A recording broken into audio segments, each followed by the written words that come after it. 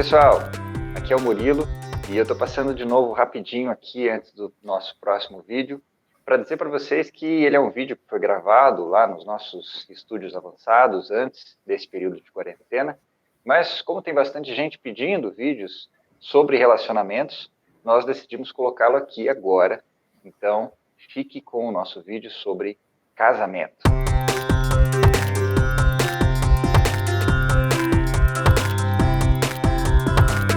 Tudo bem, Guida? Tudo bem. Que bom. Vamos falar sobre casamentos. O que são, onde vivem e o que comem. Então, Murilo, a primeira coisa que eu preciso falar sobre esse assunto é que não é porque duas pessoas estão juntas, morando na mesma casa, licenciadas por uma certidão, com a que escova de elas dente estão no banheiro. casadas. Não estão casadas? Como não estão casadas? Não. Estão casadas? Não estão casadas. Segundo a energia, um casamento só se consuma quando existe uma criança. Uma criança? Uma criança. Um filho? Um filho. Sem isso, filho. não é um casamento. Sem isso, não é um casamento. É uma Pode ser o que república. você quiser.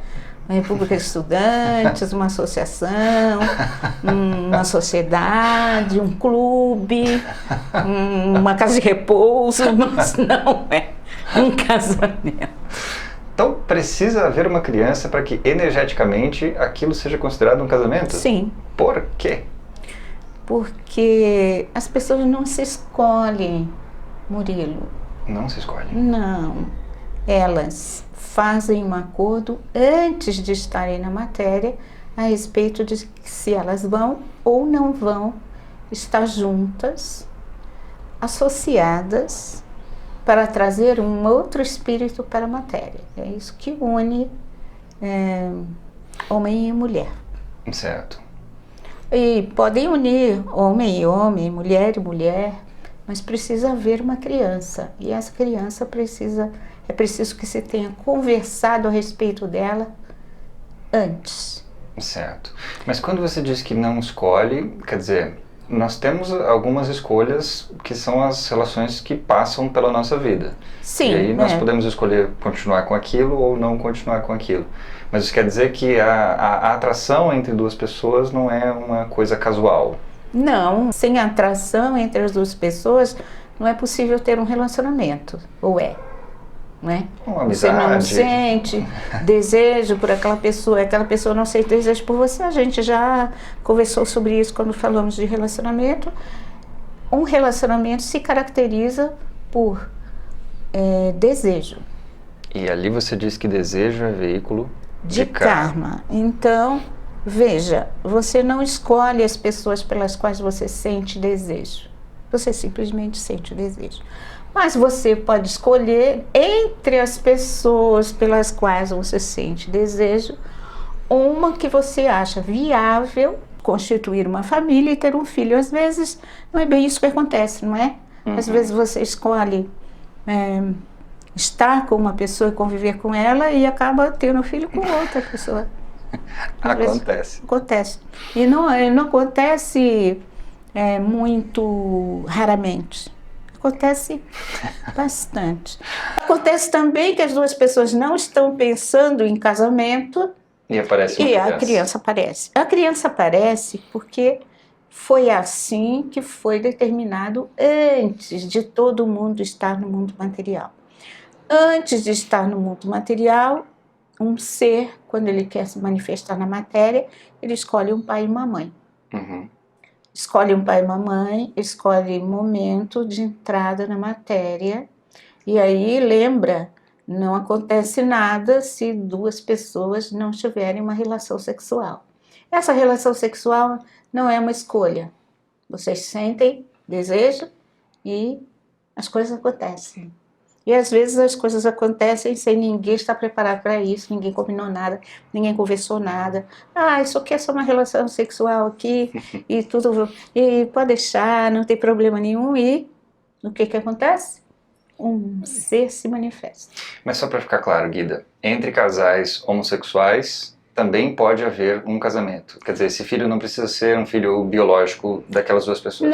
Não precisa ser um filho biológico, mas aí é que está, aí já uma outra questão kármica, e dependendo de como isso for encaminhado, isso pode vir a ser uma coisa muito fácil e muito tranquila, e pode se transformar numa coisa bastante delicada e difícil, não é? Por exemplo, como isso pode ser delicado e difícil? Quando você diz, nós queremos uma criança aqui, Ok. e você diz, vamos escolher essa criança. Você não pode escolher essa criança. Escolher se vai ser loiro, moreno, mais mais gordinho, mais gordinho, mais magrinho. magrinho, fui com a cara, não fui com a cara. Quando você adota uma criança, você precisa dizer ao universo, traga a criança para mim, e aceitar a primeira criança que aparecer. Certo. Se você ficar escolhendo muito, isso não é, você está submetendo a questão egóica à questão kármica. Ok. E aí, quando você não deixa a questão kármica se manifestar, claro que não virá a melhor criança para você. Virá a criança determinada pelo seu ego. Vamos lá, o que é ego? É algo que está o tempo todo buscando satisfação imediata. Pode ser que você não consiga levar a educação dessa criança adiante, porque você vai se cansar dela. Você vai descobrir que não é nada disso. Você vai descobrir que não é educar uma criança que você quer. Uma vez satisfeita aquela satisfação imediata. Desde que a babá cria.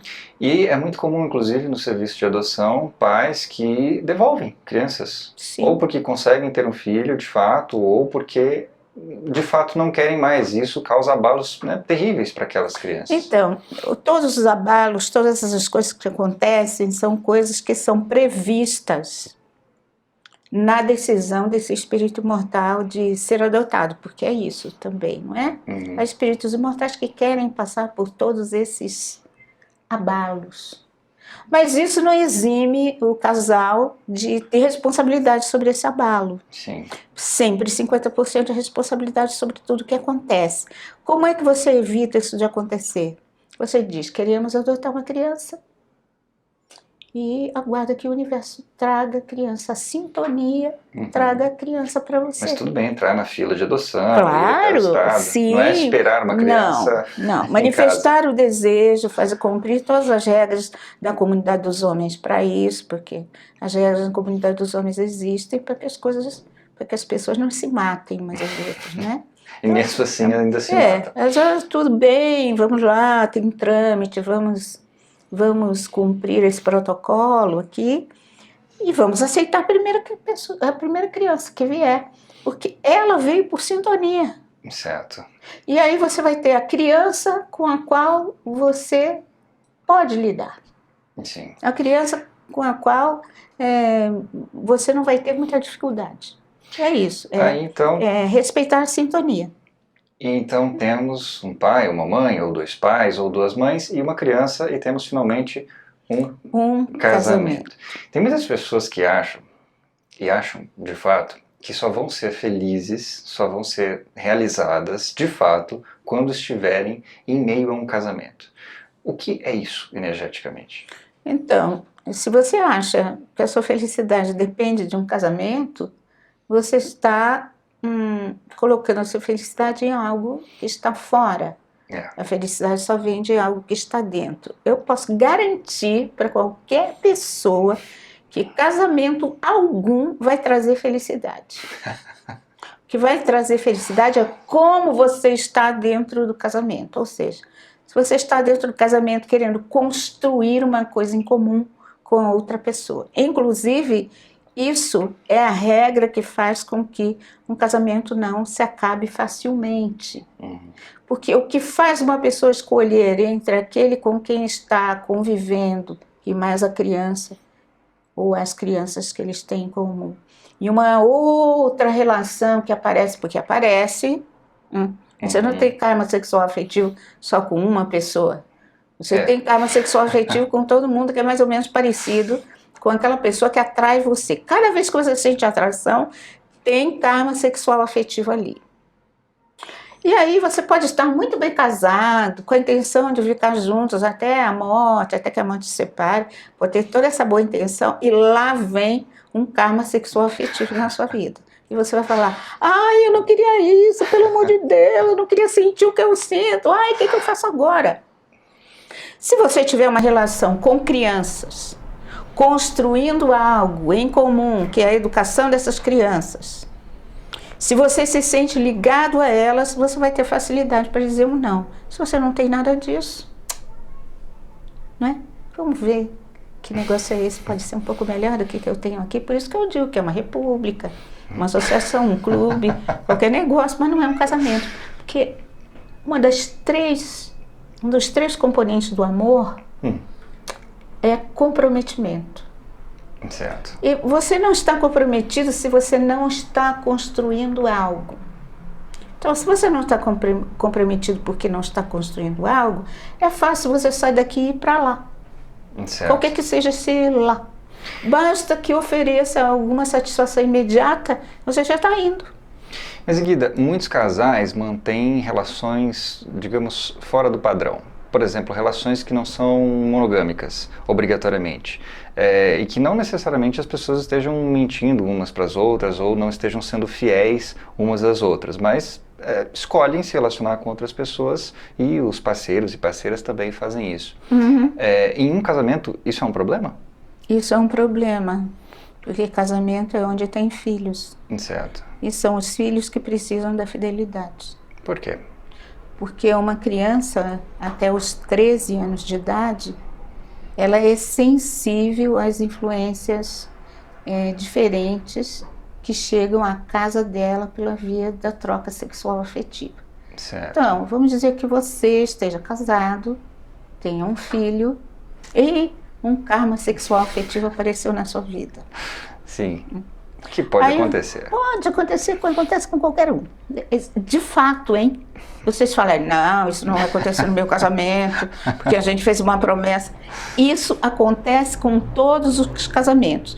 Um casamento de 50 anos tem lá na sua história, bem escondidinho ali, que ninguém sabe, uma série de coisas que aconteceram e nas quais o casal teve que entrar em algum tipo de acordo.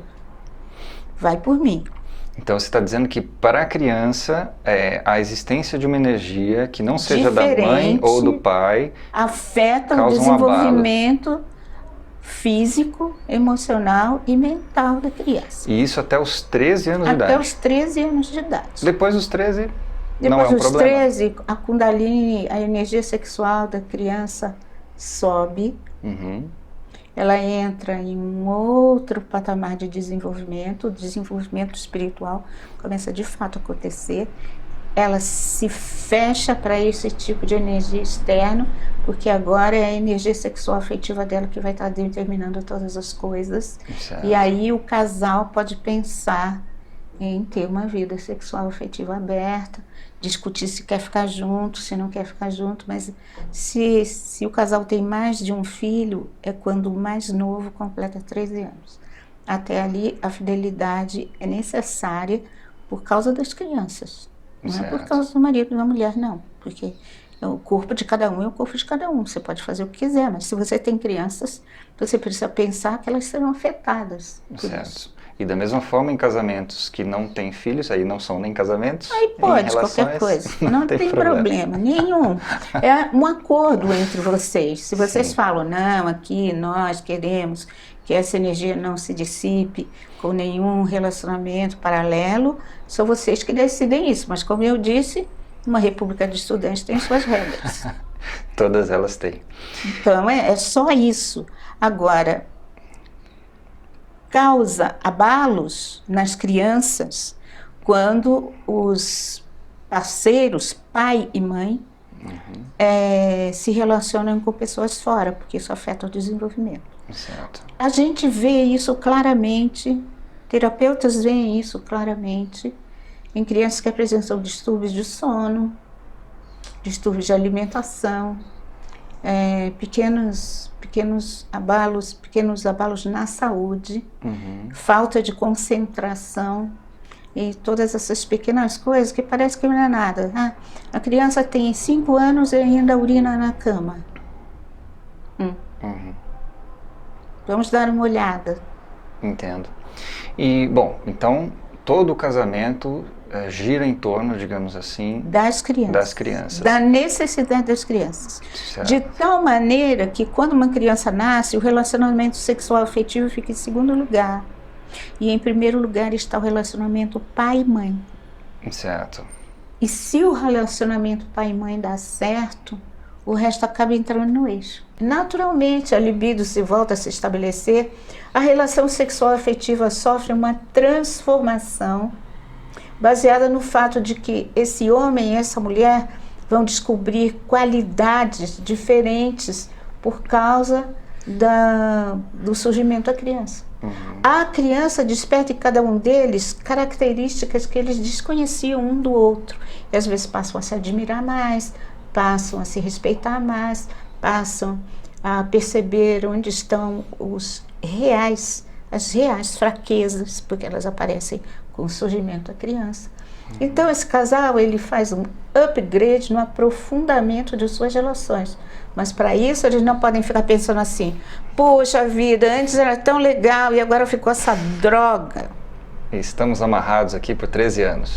E a gente não se relaciona mais. Onde está aquele encanto do começo? Onde está aquele encanto do começo? É o encanto do começo. Agora vocês entraram num casamento. O casamento é um outro negócio. E Guida, quando nada disso dá certo, quando se tenta construir um casamento, uma família, vem uma criança, mas aquelas pessoas não conseguem lidar bem umas com as outras. Elas precisam ficar amordaçadas ali até a criança completar 13 anos de idade? Tudo bem haver uma separação? Quando não é possível, lembra, cada vez que a gente tenta harmonizar a situação e não é possível harmonizar, uma separação às vezes melhora as coisas. Mas é uma separação entre o homem e a mulher. Não é a separação entre o pai e a mãe. Pai e mãe tem que continuar sendo pai e mãe, conversando sobre a criança, tendo boas relações, em nome das necessidades das crianças.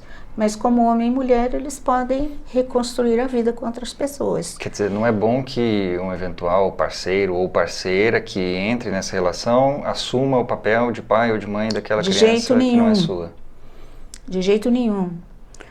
Se você não se dá bem sexual afetivamente com seu parceiro e tem um filho com esse parceiro, a nova pessoa e se separa porque não é possível, porque não dá certo, porque não consegue, e eu vou dizer uma coisa: não consegue porque não está sendo pai e mãe do jeito que precisa ser, porque se for, vai conseguir. Vai conseguir Pode ser mesmo. Um pouco difícil às vezes.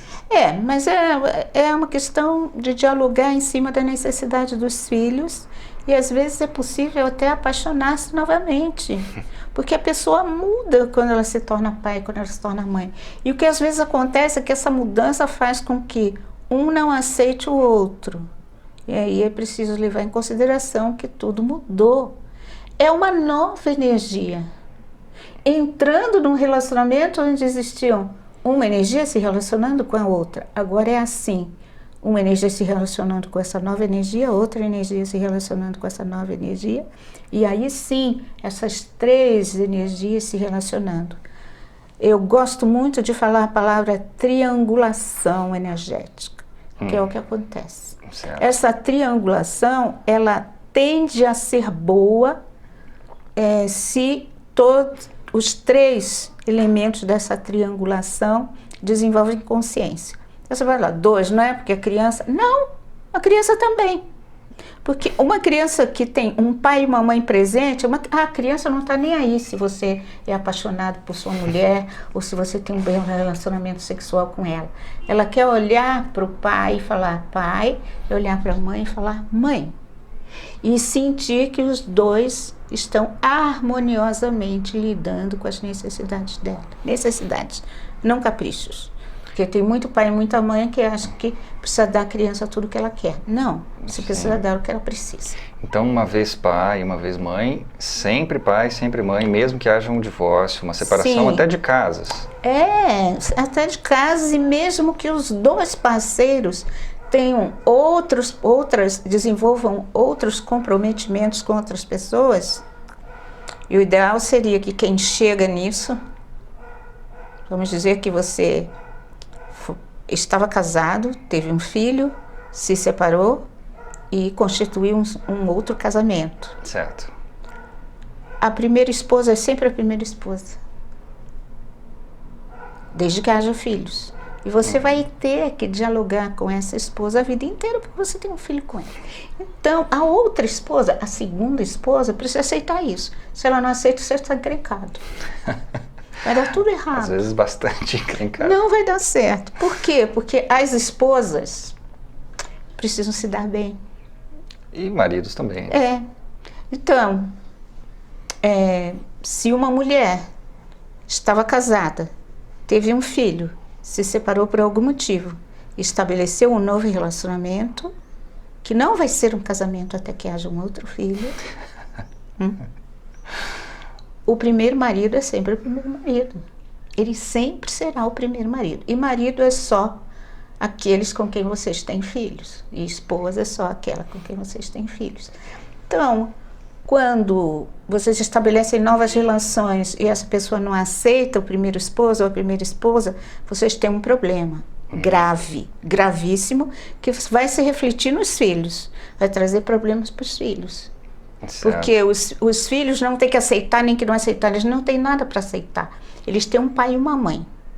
E desde que esse pai e essa mãe se deem bem e dialoguem a respeito dele, de suas necessidades, ele fica bem. Agora, se entra um terceiro elemento que vai conturbar essa relação, isso tende ao caos. Certo. Isso se torna um caos. Agora, você falou sobre os 13 anos de idade, que é um marco importante para a criança. Existem outros marcos para as crianças no contexto de um casamento?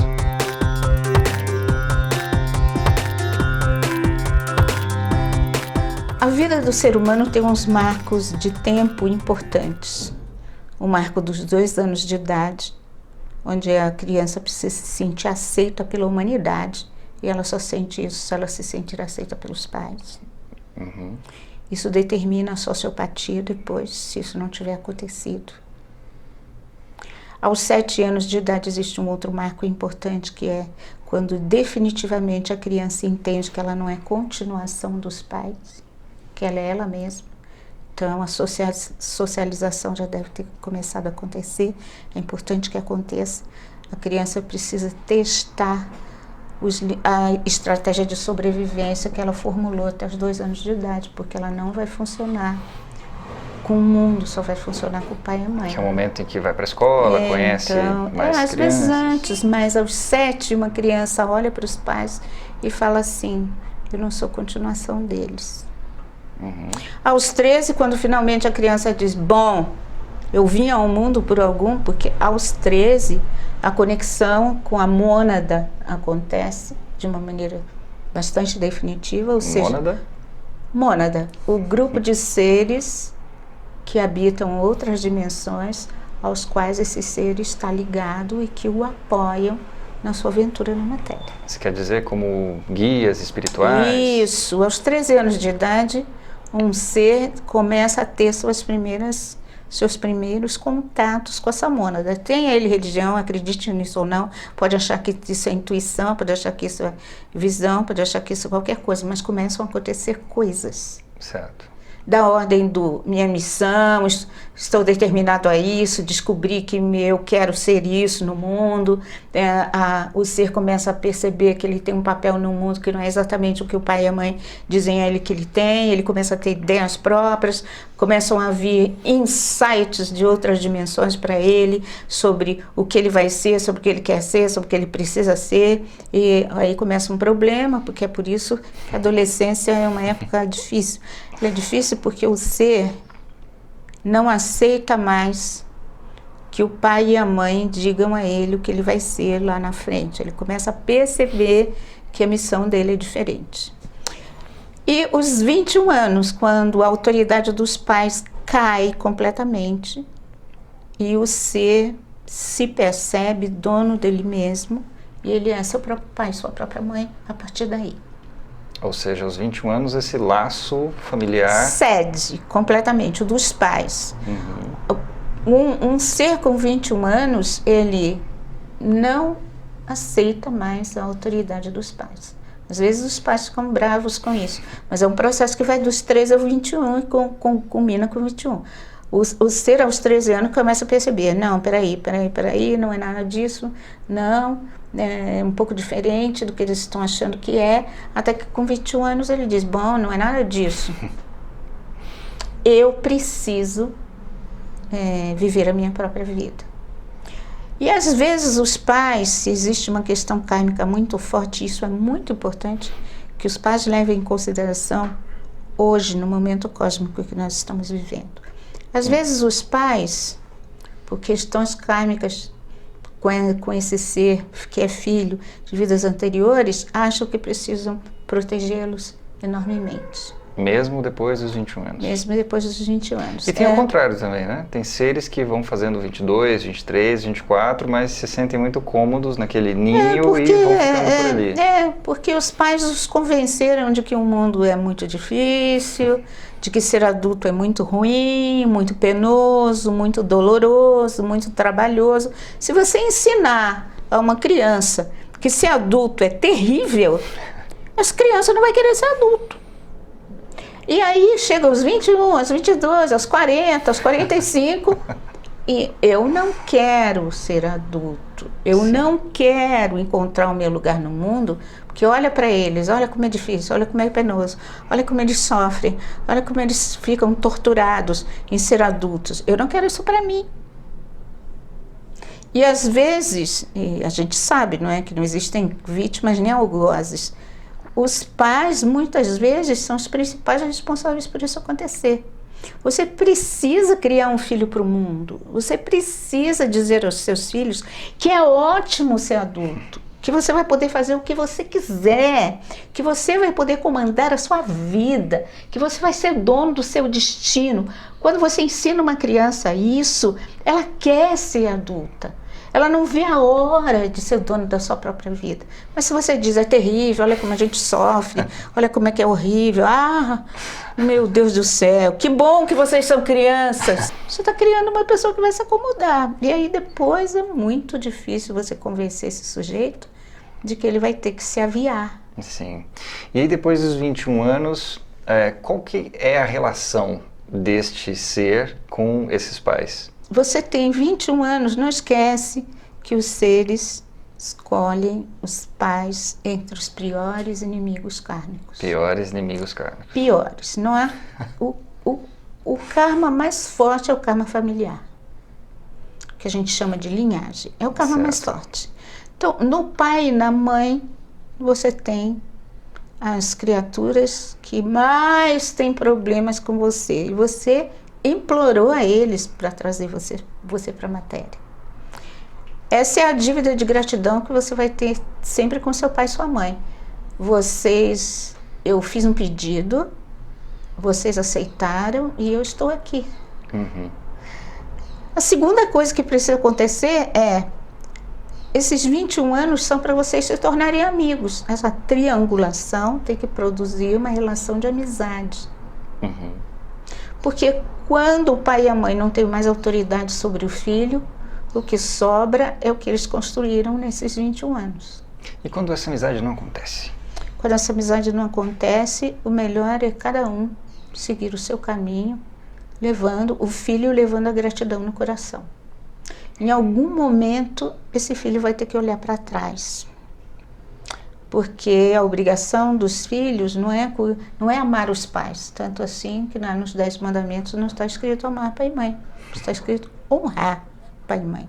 Honrar é reconhecer o valor. Em algum momento, quando eles estiverem muito velhos, quando eles não puderem mais cuidar de si, o ideal é que esse filho cuide desses pais, mantendo-os confortáveis até o fim.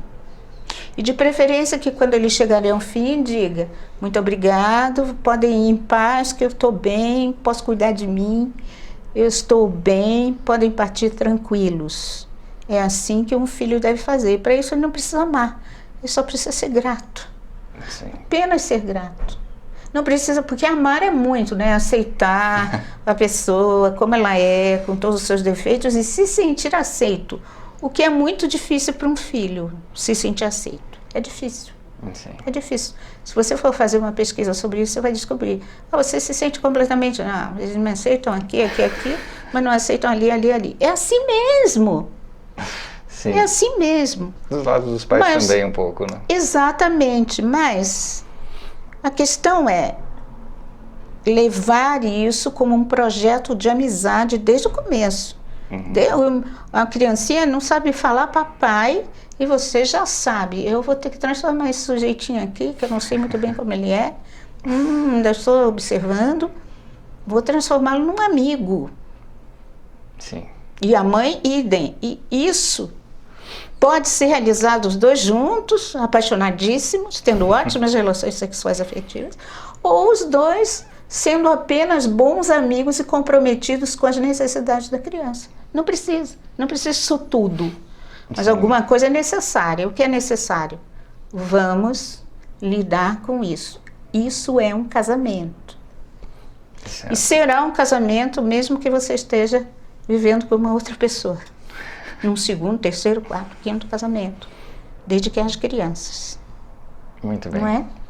Guida, muito obrigado pela companhia. Eu espero que tenha sido bom e que isso seja benéfico para algumas pessoas, porque existem muitas pessoas vivendo momentos muito difíceis. Sim. Que poderiam ser amenizados com esses conhecimentos. Pessoal, a gente vai terminando então mais Uma Vida Melhor na Matéria. Se você é casado, se está pensando em se casar, ou se você é um filho no meio deste arranjo chamado casamento, tem aqui algumas ideias para se pensar. Na semana que vem a gente volta com mais um vídeo falando sobre energia aplicado à vida prática. Se você gostou desse vídeo, a gente te convida para se inscrever no nosso canal para não perder mais nada, para compartilhar, para curtir e até semana que vem. Tchau, tchau. Até. Tchau.